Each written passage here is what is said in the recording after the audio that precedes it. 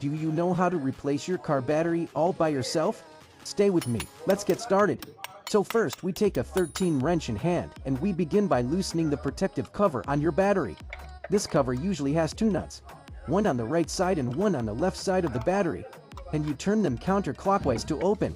After removing that cover, which is an important piece on your car battery, we move on to the terminals.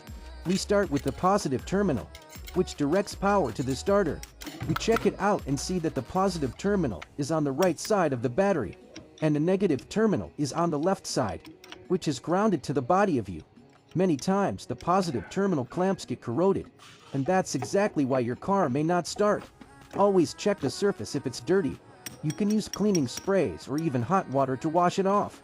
Keeping it clean is a small detail, but it saves you big problems. Subscribe to us, like and comment.